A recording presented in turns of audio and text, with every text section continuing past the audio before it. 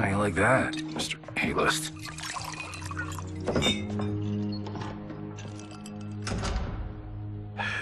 Thank God. Oh, Chris, honey,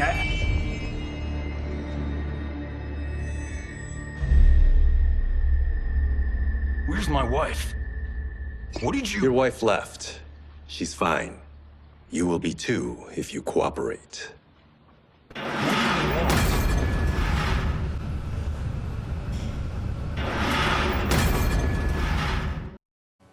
What's good, YouTube? It's your host, S.H.I.N.O the Prince, and you are now watching MVP Magazine. And yes, people, you can see it right now. Hopefully, if you've got taste, you're probably playing it right now. It's time to talk about Mortal Kombat 1. Let's go. This hangover. Kenji. God damn it. How bad's the pain? Excruciating. You saved me. I won't forget that. But you may just regret it. What are you doing?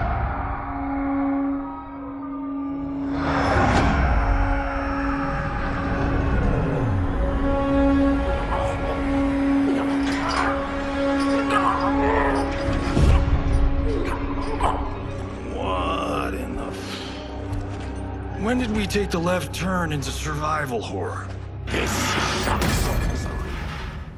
Now, it's almost kind of wild to think about it, but at this point, the Mortal Kombat franchise has been around for almost 30 years. So, at this point, it's either you know about it or you don't. And if you don't know about it, don't worry, I got your back. I'm gonna put you up on some game. Literally. Shaken, not stirred. Now, I gotta give a shout outs to my boy Johnny Cage in that last scene there, because shaken and not stirred is quite a great way to describe the gameplay of this game. Now, even though Mortal Kombat 11 had a ton of enemies and kind of some crazy mechanics, when it first came out, it was definitely a step in the right direction before all the crazy updates. And Mortal Kombat 1 builds on the positive features and game mechanics of Mortal Kombat 11 while adding some things of its own. Now, at your first glance, you will tell that one of the main new systems about this game is the cameo system. And I'm not gonna lie, when I first saw it, I thought it was gonna be a little bit too intrusive of a gimmick to actually be useful. And I thought it was gonna make the gameplay overall cluttered. But I'm not gonna lie, now that I've messed around with it for a little bit of a while, I can actually see its uses, and they've actually worked in a cooldown feature that makes it, you know, a little bit similar to Marvel vs. Capcom, but without so much mayhem. Yes, you'll still be able to create complex strategies and mix-ups, but it does seem like they've put a lot of work into making sure it's balanced, so both new players and veterans can get a lot out of it. Now, essentially, the cameo system allows you to pick a secondary character to back up your main character in a fight. You can trigger the special moves and special defensive options or buffs that will help you when you're fighting.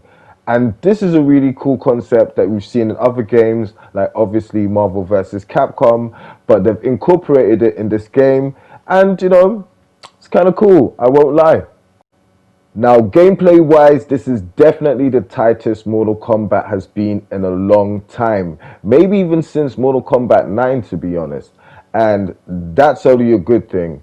They've got rid of most of the jank when it comes to cancelling your special moves and combo, which have always got on my nerves while playing Mortal Kombat games. So now maybe I might be able to take it more seriously.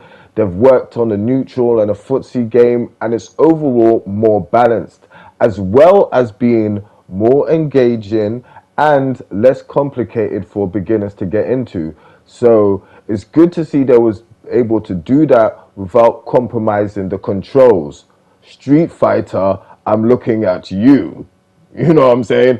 It was very good that they was able to just get a balanced game out and get it working properly without no cheap modern controls. Cheap modern controls, Capcom! Now, as anyone would expect from Mortal Kombat, the presentation is A1. I mean, even if we go back to the days of the arcade when the first Mortal Kombat dropped, whilst everyone else was doing 2D hand-drawn sprites, Midway came in a game with digitized, fully animated sprites, blowing everybody out of the water.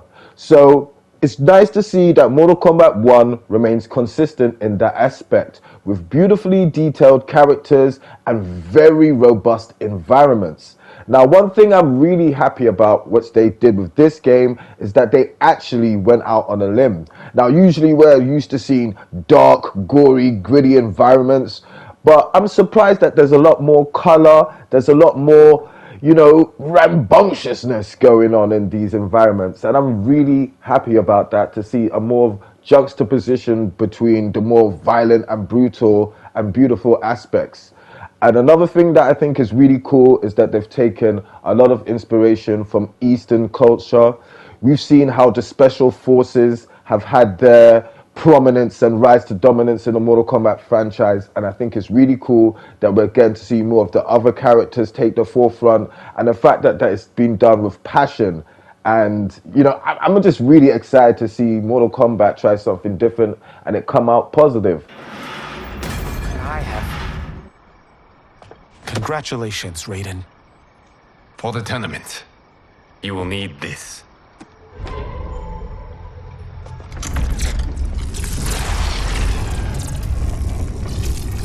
Forged by the Elder Gods, it gives the wearer power over lightning and thunder. Go ahead, try it.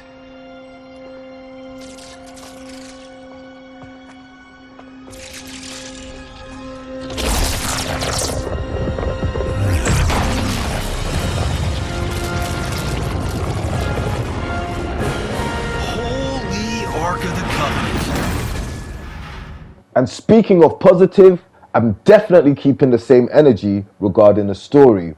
Now, since Mortal Kombat 9, NetherRealm have opted to make it a more cinematic Hollywood blockbuster experience, and I am all here for it. Complete with the cheesy dialogue and the Deus Ex Machina, it's all involved.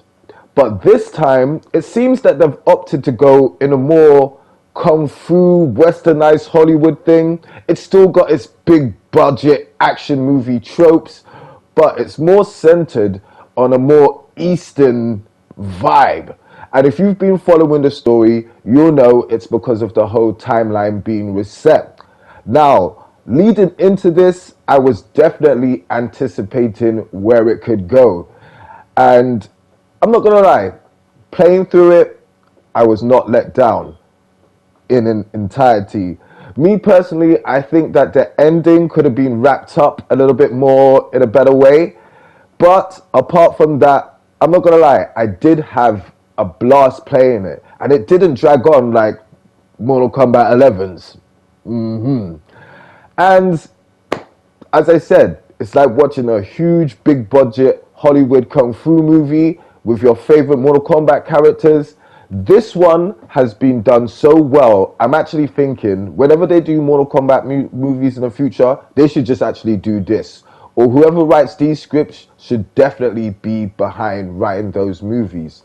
Now, the one drawback I will say about the fights in these in the whole cinematic mode is one, if you've played them before, you know the drill. You watch a cutscene, a high budget cutscene, but a cutscene no less, and then you take possession of a character, and it could be anyone in the roster. And this is cool because it gives you the chance to mess around with everybody, see who you like, see who you want to be your main character and who you want to be your backup character. It definitely is good at encouraging you to play the whole roster of characters, which I like.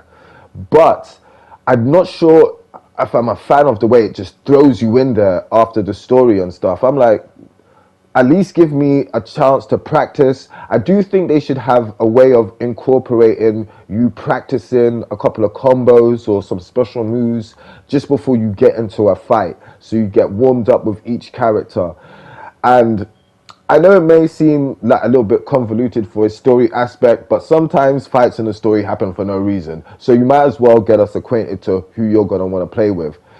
And another thing which I think is a drawback is just the way that some characters go from being super mighty into just being a super jobber for the sake of getting the story on, and it's like you might as well skip that and make something else happen. But apart from that, I think that this is the best that the story mode has ever been. Oh yeah, the test your might thing, awesome. I really like the way they worked that in, but I don't like the implementation because you have to mash the face buttons, all four of the face buttons, but press the R2 trigger button, and if you do it, and you can only trigger the event that makes the quick time event successful in the last 5 seconds. So there's no point even trying to trigger it before. So you could be mashing your hands, getting tired, tap, tap, tap, tap, tap, tap, tap, tap, tap, but it won't register unless it's in the last 5 seconds. Somebody needs to sort that out. Major oversight. But apart from that, hey, it's cool. I'm not gonna lie. This story mode, definitely digging it. Now, even though Mortal Kombat 11 was a ton of fun, to me personally, it always seemed like NetherRealm were kind of struggling to find a balance between getting the casual gamer and a hardcore gamer on the same page. And I'm not gonna lie, I'm really happy to say that Mortal Kombat 1 doesn't suffer from that same thing. They're starting to get there. They're starting to find their fighting game feet in the 3D era. And I'm really happy to say that Mortal Kombat 1 is an overall step in the right direction. So if you are a fan of fighting games or great stuff in general, you might want to check this out, man. You might want to check this out. So with that being said, thank you for checking out my review. If you are new here, drop a like and a subscribe. I would appreciate that. More combat content on the way, and sayonara.